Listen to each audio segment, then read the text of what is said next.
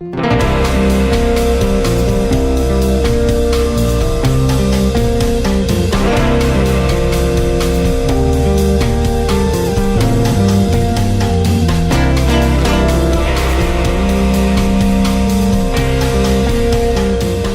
many of you have ever received unfair treatment? Jesus said it is impossible that no offenses should come. Do you have the right to be offended? Offense is a snare, a trap. An offense is the bait of Satan. The bait of Satan. John Bevere's best-selling book has changed lives all over the world. God's word, His promise, will always come to pass as long as you don't get offended. And now, John Bevere Ministries presents The Bait of Satan Curriculum, a 12-part series designed to free you from the snare of offense.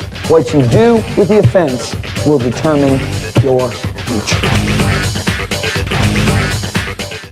Lucas 17, verso 1, Jesus fez a declaração: é impossível que não venham as ofensas. Digam, é impossível. Agora deixa eu deixar bem claro, se você respira ar, ok? Se você bebe água, se come comida, você terá a oportunidade de ficar ofendido. O que você faz com a ofensa vai determinar seu futuro. Ou você ficará mais forte, ou ficará mais amargo. Você nunca permanecerá o mesmo depois de encontrar a ofensa. Repita comigo, eu nunca mais serei o mesmo depois de encontrar a ofensa. E Pai, em nome de Jesus, me ajude a escolher o seu caminho. Amém. Agora, na última sessão, falamos sobre ser traído por irmãos. Irmãos que se ofendem conosco e nos traem. E vimos no último capítulo como José foi traído por seus irmãos, mas ainda assim escolheu não se ofender com eles. E então, quando Deus trouxe a termo as promessas na vida de José, Ele os abençoou. Ele não os amaldiçoou, os abençoou. Porque José entendeu que nada poderia acontecer à sua vida se Deus não aprovasse, uma vez que ele era obediente. Amém? Ninguém pode tirar você da vontade de Deus. Nenhum homem, nenhuma mulher, nenhuma criança pode fazer isso. Os irmãos de José tentaram, disseram, vamos matá-lo e vamos ver se ele nos lidera, certo? No entanto, não conseguiram fazer isso porque Deus sabia, antes mesmo de eles nascerem, antes de Deus dar o sonho a José, o que seus irmãos fariam. De fato, José disse, não foram vocês que me trouxeram aqui, foi Deus que me trouxe aqui. José disse isso, lemos em Gênesis e também no livro de Salmos. O salmista diz que Deus enviou um homem antes deles, não que eles enviaram. Estão comigo? Quando você realmente entende que nada pode vir à sua vida sem Deus permitir, isso realmente te liberta, porque tudo que você passa, ouça, tudo que você passa, qualquer coisa, Deus vai usar como um calço para a sua vida se você responder em obediência. Alô? Deixe-me ler direto do livro. Frequentemente a coisa que parece como um aborto do plano de Deus, na verdade acaba sendo a estrada para o seu cumprimento, se ficarmos na obediência e livres da ofensa. Os filhos de Israel se ofenderam, abortaram o plano e abortaram seu chamado. José escolheu ficar doce, escolheu ficar obediente e Deus cumpriu o plano de Deus em sua vida. Veem isso? Agora, uma coisa é ser traído por um irmão. É uma coisa inteiramente diferente, ouçam com atenção. Receber tratamento injusto ou até mesmo traição de um pai ou um líder. Eu disse na primeira sessão que aqueles que mais podem te ofender são aqueles sobre os quais você tem mais expectativas. É normal que tenhamos expectativas maiores com líderes porque esperamos que eles nos nutram, que nos ajudem a crescer para sermos o tipo de pessoa que Deus quer, certo? Davi experimentou a rejeição de um pai. Eu quero falar sobre Davi. Quando Davi era jovem, a vida dele e a vida de Saul se encontraram antes de eles se encontrarem. Foi quando Samuel foi à casa de Davi, e Samuel ungiu Davi para ser o próximo rei de Israel. Seus 7 irmãos mais velhos passaram, e Deus disse, há um que eu estou buscando. Veja, uma coisa é nós perseguirmos Deus, outra coisa é Deus nos perseguir. Estão comigo? E eu não sei vocês, mas eu adoraria ser alguém que Deus busca. E Deus estava buscando a Davi e enviou o profeta à sua casa. E o profeta viu todos aqueles que pareciam ser o candidato perfeito ao próximo rei. Deus disse, é aquele ruivinho que cuida das ovelhas que eu busco. Amém? Então agora, Davi foi ungido para rei. Você imagina os pensamentos que passaram por Davi? Quando o óleo descia por Davi, ele pensava, esse é o profeta de Israel, aquele que ungiu o rei Saul, e ele dizia, eu serei o próximo rei. Bem, o tempo passa e lá no palácio Saul está atormentado. E os homens de Saul que o cercavam tinham de encontrar um músico habilidoso e lembraram, ei, há aquele filho de Jessé que toca a harpa muito bem. Então trouxeram Davi, Davi começa a ministrar a Saul musicalmente, e Davi acha aquilo fenomenal. É minha posição de entrada. Então mais tarde, os filisteus e Israel estão em guerra. E já estavam em guerra há algum tempo, e o pai de Davi diz, eu quero que você leve comida a seus irmãos e veja como eles estão. Quando ele chega, vê todos assustados atrás de pedras, se escondendo de um gigante que tem cerca de 3 metros de altura. E quando ele chega, seus irmãos diz, quem é esse incircunciso filisteu? Eles ficam com raiva e Davi entende, é por isso que eu estou aqui. E ele sai dos seus irmãos para o rei e diz, eu vou pegá-lo. E Davi pergunta no processo, o que será dado ao homem que matar o gigante? E eles dizem, receberá a mão da filha do rei em casamento. E Davi diz, rapaz, estão comigo? Então Davi diz ao rei, eu matarei. E Davi vai e mata Golias. Então a filha do rei Saul, Mical, é dada em casamento. Agora o rei Saul pede que ele se mude para o palácio. Davi se torna amigo de Jonatan. Ele agora come à mesa do rei e o rei Saul, na verdade, faz de Davi seu escudeiro. Então Davi pensa com seus botões. Ele pensa, é fenomenal. O que Deus profetizou está acontecendo. Eu fui trazido ao palácio do rei, eu comi a sua mesa, tenho favor com seus filhos, eu sou seu escudeiro, eu tenho a mão de sua filha em casamento. Esse rei vai me mencionar um dia e me pôr no trono. Uau, o plano de Deus se desdobra diante dos meus olhos. Bem, voltaram de uma batalha e você sabe o que houve. As mulheres começaram a proclamar, disseram, Saul matou seus milhares e Davi matou dezenas de milhares. E Saul fica com raiva e com ciúme. Então agora Davi ministra ao rei algumas vezes no palácio, e o rei pega uma lança e tenta pregar Davi na parede. E depois da segunda vez, Davi, que era um cara esperto como qualquer outro, diz, eu vou sair daqui, senão eu vou virar um quadro, ok? E então ele vai embora. Pelos próximos 14 anos, agora ouça com atenção, Davi não mora mais em casa, no conforto da sua própria cama, no abrigo dos seus próprios pais e irmãos. Ele agora tem vivido em cavernas e em desertos. Sua vida agora está totalmente mudada. Desde a idade de 16 anos até a idade de 30 foi onde ele teve que morar. E esses são os melhores anos da vida de alguém, sabe? E só por uma razão, porque o seu líder está tentando matá-lo. Agora, em 1 Samuel 24, Saul descobre que Davi estava no deserto de En-Gedi. Certo? E quando Saul sai, ele sai com 3.000 dos melhores guerreiros de Israel para fazer uma coisa, amigos, matar Davi. Agora você consegue imaginar, se você é uma pessoa e o seu líder está querendo te destruir absolutamente. Agora ouça, estamos falando de um líder sob o qual Deus te pôs. Estão comigo? Não foi o diabo que pôs Davi sobre Saul, foi o Senhor. Estão comigo? Saul vem com esses 3.000 guerreiros e eles chegam numa caverna em En-Gedi. Dentro da caverna é um pequeno lago. E Saul e seus homens tiram a armadura, ou eles estavam tomando banho ou estavam usando o banheiro, se é que vocês me entendem. Então estão completamente desarmados. Agora Davi e seus homens estão na parte de trás da caverna. E seus homens dizem, ei Davi, é isso? Deus está te dando seu inimigo. Deus literalmente o trouxe às suas mãos. Todos desarmados, podemos ir a eles e matar um por um assim, sem perder nenhum homem. E o que Davi está pensando? Agora ouça. Davi está pensando, alguém mentiu para o meu líder. Alguém virou o coração dele contra mim. Alguém disse a ele que eu era rebelde, que eu ia tirar seu reino, seu ministério dele. Vem, amigos, deixa eu dizer. Quantos sabem que há líderes bons e líderes cruéis? Quantos sabem que isso é verdade? Posso ver sua mão, quero ter certeza. Quantos sabem que Deus ordena ambos? Veja, ele não faz o líder mal, mas ele põe autoridade em um líder que pode ter uma personalidade ruim. Estão comigo? Mas ele vai usar esse. Ok? Então aqui está Davi debaixo de um líder desses e seus homens o encorajando. E o que eu percebo é que toda pessoa que está recebendo tratamento adverso de um líder passa por isso constantemente. O que eu fiz para ele virar seu coração contra mim? O que eu fiz? Que pecado cometi? O que eu fiz de errado? Amigo, às vezes você não fez nada de errado. Não é sempre assim, mas na maioria das vezes, muitas vezes, é o filho ou a pessoa que está seguindo que comete o erro. Mas há vezes em que os líderes, seu caráter ainda não está desenvolvido, construído, mas Deus vai usá-los como o quê? Como vasos de purificação, amém? Então Davi está pensando: o que eu fiz que fez com que Saul se virasse contra mim? Eu sei o que farei. Vou provar minha inocência para ele. Eu vou provar que eu não sou rebelde, não estou tentando tirar sua vida nem seu ministério. Então Davi vai e corta um pedaço do manto de Saul. E ele pega e se afasta a uma grande distância. E quando Saul sai da caverna, Davi clama com alta voz. Ele diz: Saul, meu pai, meu pai. Essas são as palavras exatas. Você está em 1 Samuel 24.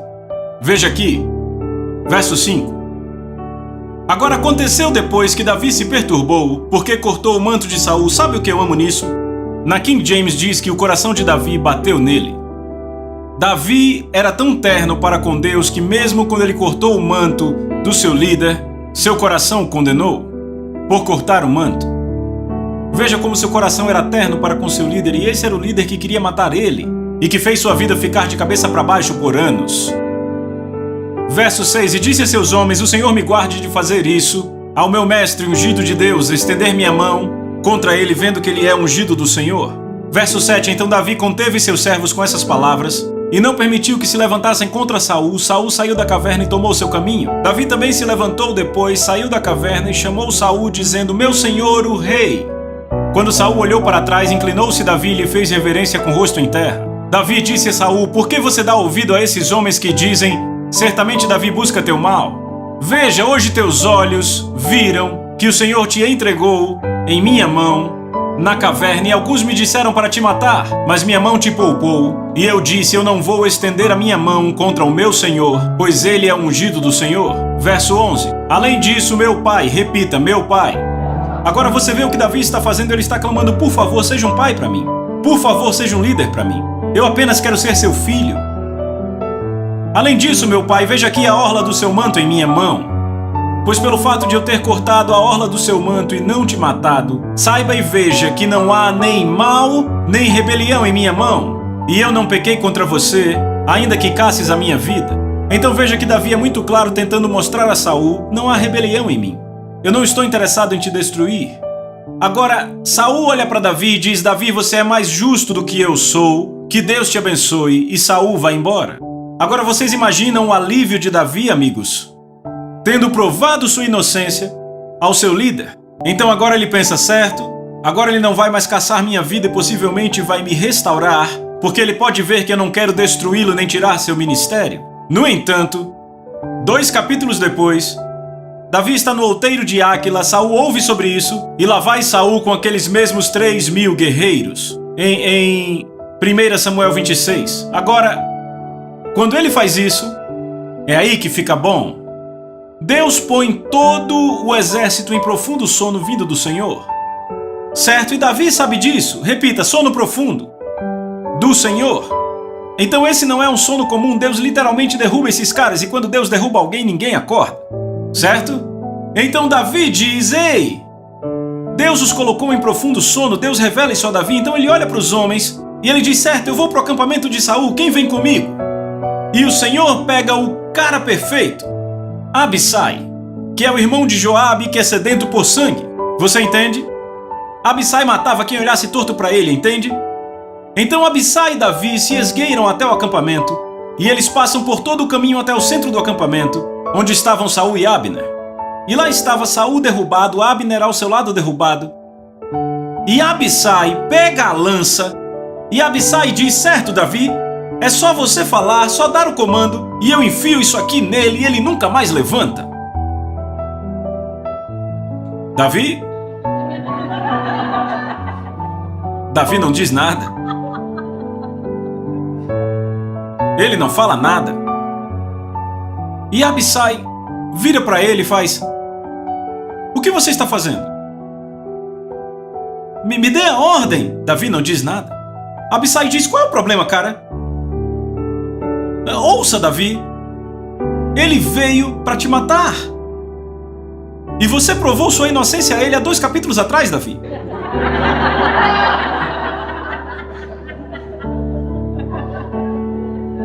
Isso é autodefesa. Se você não matar ele, ele vai matar você. Isso vale em qualquer corte do mundo. Davi, me dê a ordem.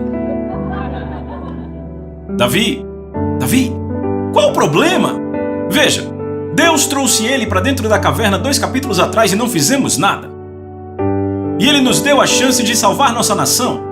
Porque entendam, amigos, esse cara é um assassino. Estão me ouvindo? Sabe por que eu sei disso? Porque está na Bíblia. Havia 85 sacerdotes na cidade de Nob. Davi foi àquela cidade para pegar pão, e os sacerdotes lhe deram pão, e oraram por ele, e deram a ele espada e conselho. E quando Saul ouviu, quando Saul ouviu que eles deram assistência a Davi, Saul matou 85 dos sacerdotes. Não só os sacerdotes, matou-lhes as esposas e os bebezinhos. De fato, ele passou a fio de espada toda a cidade de Nob. O mesmo juízo que ele devia ter dado aos amalequitas, ele passou a cidade de Nob. Ele matou a sangue frio 85 sacerdotes. Agora ouçam, eu não sei vocês, mas eu nunca tive um líder que matou 85 sacerdotes, 85 ministros. De fato, eu não conheço ninguém na América que está no ministério que matou 85. Então deixa eu pôr dessa forma. O líder de Davi, o pastor de Davi, por assim dizer, é pior do que qualquer líder que eu conheça na América, que vocês conhecem. Até onde sabemos. Estão comigo? Então Abissai olha e diz, ele é um assassino. Ele matou toda a cidade de Nob, matou as criancinhas, matou os sacerdotes. Deus deu ele para nós, para libertar a nação, ele vai destruir a nação. Será que você não entende? E Davi não diz nada. Finalmente Abissai põe a lança de lado e diz, espera aí, Davi, por que você acha que Davi pôs esse exército em profundo sono? Ele pôs esse exército em sono profundo porque Deus quer a nossa nação livre desse assassino. E Davi olha para Abissai. Sabe o que ele diz? Não toque nele. Não toque nele. Repita, não toque nele. Veja o verso 9. Mas Davi disse a Abissai, não destrua ele. Pois quem pode estender a mão contra o ungido do Senhor? Outras versões dizem o líder do Senhor. Repita, líder. E ficar inocente. Davi disse, pois tão certo como vive o Senhor, este o ferirá. Ou seu dia chegará em que morra, ou que descendo a batalha seja morto. O Senhor me guarde de que eu estenda a mão contra o ungido do Senhor. Agora, porém, toma a lança dele e a bilha de água, que está à sua cabeceira, e vamos. Outra vez ele quer mostrar sua inocência a Saul. Abissai olha para ele e diz, ok. E eles saem. Porque Deus pôs aquele exército em sono profundo. E porque Deus permitiu que Davi chegasse até o centro. Não foi para Davi libertar Israel. Houve tempos em minha vida, e ouça, que eu poderia ter exposto o líder.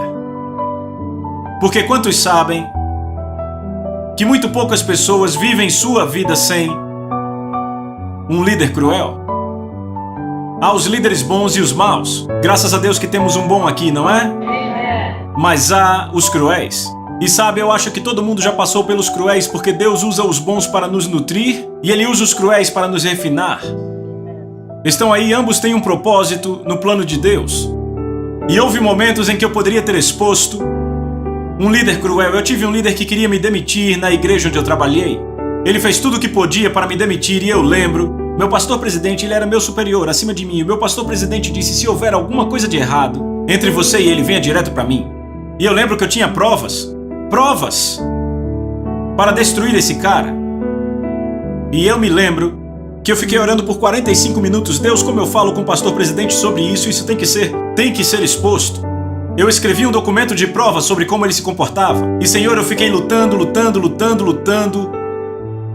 Eu dizia, Senhor, o cara quer demitir três pastores da equipe. Eu disse, ele faz isso e aquilo. Ele está fazendo tudo isso à congregação. Como você quer que eu diga ao pastor-presidente? E finalmente, depois de lutar por 45 minutos, eu olhei para cima e disse, você não quer que eu mostre isso a ele, não é? E a paz de Deus veio, bam!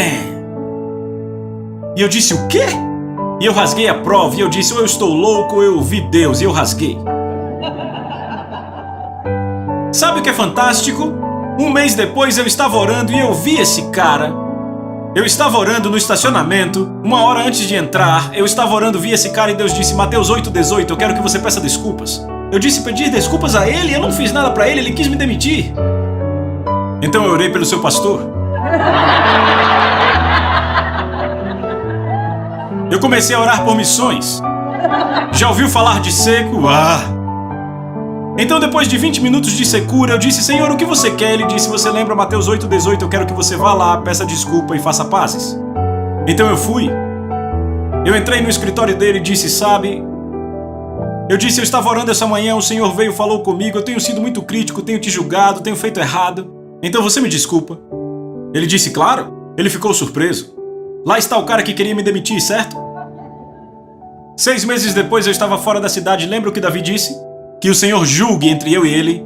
6 meses depois, eu fora da cidade, tudo que o cara estava fazendo foi exposto. Foi tão severo que o pastor presidente poderia processá-lo e lançá-lo na cadeia por anos. Mas ele teve misericórdia e imediatamente o demitiu, guardou a prova do que ele tinha feito e entregou no envelope selado a um advogado. Davi olha para Abissai e diz que Deus julgue entre eu e ele. Por quê? Porque foi Deus que pôs Saul sobre Davi. E Davi está dizendo, Deus, é você que pode cuidar dos seus líderes se agirem errado. Quando julgamos um líder, estamos dizendo, Deus, você não sabe o que está fazendo, então deixe que eu assuma a partir daqui. Foi por isso que Deus disse a Miriam, por que você não teve medo de falar contra Moisés? Fui eu que coloquei ele sobre você, você está tomando o meu lugar. Você está aqui? Por que Deus pôs o exército em um sono profundo? Eu te digo por quê. Para testar Davi. Para descobrir se ele seria outro Saul, se ele ia cuidar de tudo com suas próprias mãos, ou se continuaria sendo o homem segundo seu coração. Se você olhar a diferença entre Saul e Davi, há uma linha muito fina que os separa. Davi constantemente esperava por Deus e perguntava ao Senhor. Saul fazia com suas próprias mãos. Era a única diferença. Saul protegia o que Deus deu a ele. Quando ele sentiu que tinha aquele jovem que ele achava que ia roubar seu ministério, ele buscou matá-lo. No entanto, Davi, quando Absalão quis tomar seu trono, a atitude de Davi foi, minha recompensa, Deus, não esse trono. Pode ficar, minha recompensa eu acho até no meio do deserto. Veja 2 tipos de ministros, aos que amam o ministério e aos que amam a Deus. Os que amam o ministério protegerão o que Deus lhes deu. Os que amam a Deus, não tenho que se preocupar, ninguém pode tirar Deus de mim. Ele é o meu, ouça. Se você ler o livro de Ezequiel, você descobre, eu acho que é o capítulo 43. Há 2 tipos de sacerdote, o tipo de Zadok e o outro tipo. Zadok foi a quem Deus disse, eu sou a sua recompensa. Os outros, não é o caso. Entendem? Eu perguntei, entendem? Então Davi e Abissai saem. E sabe, muito pouco tempo depois, Deus julga Saul. E quem ele usa? Os filisteus. Normalmente Deus usa o mundo para julgar seus servos. E os filisteus matam Saul. Agora ouça com atenção. Quando os filisteus matam Saul, Davi não vai, rapaz. Teve o que mereceu. Já era hora. Estragou 14 anos da minha vida. Eu dormia em pedras como se fossem travesseiros. Já era tempo de Deus pegá-lo. Isso é alguém ofendido? Jesus disse, a boca fala do que o coração está cheio. O que Davi faz quando Saul é julgado? Por Deus. Ele ama todos de Judá a amar Saul, cantar para Saul. E ele diz, ei, não proclamem isso nas ruas de Asquelon. E para os filisteus ele disse, não se alegrem as filhas dos filisteus. E ele diz, Saul, você é amável.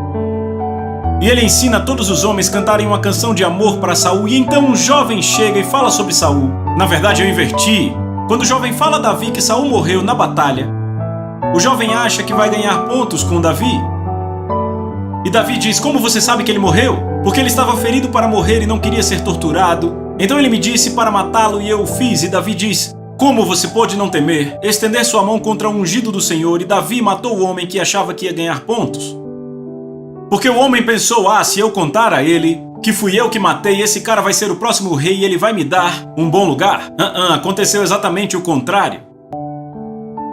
Estão comigo? Então Davi caçou algum descendente de Saul e ele o abençoou e deu um lugar na mesa do rei. Agora isso parece um homem ofendido? Eu disse, isso parece um homem ofendido? Davi percebeu nos 14 anos que fugia de Saul, nos 14 anos da perseguição que sofreu por Saul, que na verdade eram os anos em que ele era treinado para ser o pastor de Israel. Veja, você tem que entender isso. Deus pôs sonhos em cada um de vocês. Você vai passar por adversidade. Eu lembro que uma vez quando eu orava, Deus mostrou em meu espírito, Ele disse, esse é o sonho para o qual te chamei. E Ele disse, aqui onde você está agora. E você acha, John, tudo que você tem que fazer é zip? E você chega. E Ele diz, não, eu te envio para esse deserto, esta situação, este fogo refinador, este deserto, esta fornalha, e você passa por todos esses lugares até chegar aqui.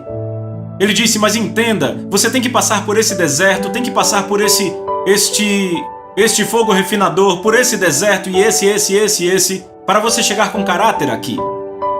Saul nunca passou pelo deserto, ele nunca passou por um refinamento, não tinha o caráter para segurar a liderança que tinha.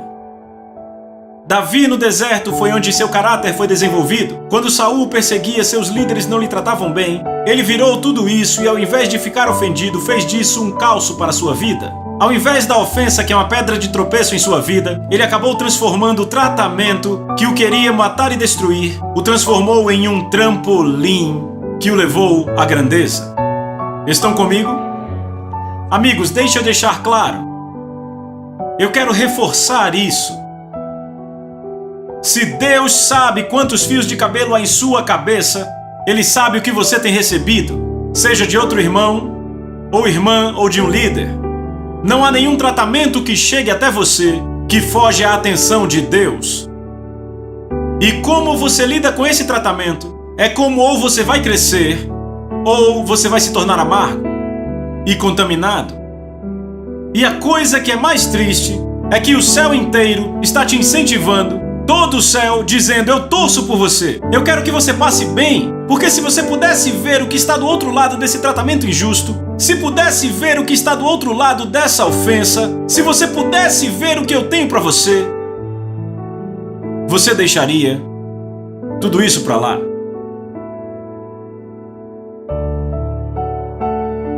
Ah, sim, posso olhar de volta para aqueles tempos e dizer, sim, eu lembro, foram dolorosos. Doeu, vieram perguntas, muita dor em meu coração, mas quando olho agora, foram tempos de tesouros, porque sendo honesto, os tempos mais difíceis da minha vida, e eu digo que não há nada pior do que tratamento injusto, ainda mais de um líder, os tempos mais difíceis da minha vida, eu olho, foram os maiores trampolins, grandes tempos de crescimento que eu já encontrei.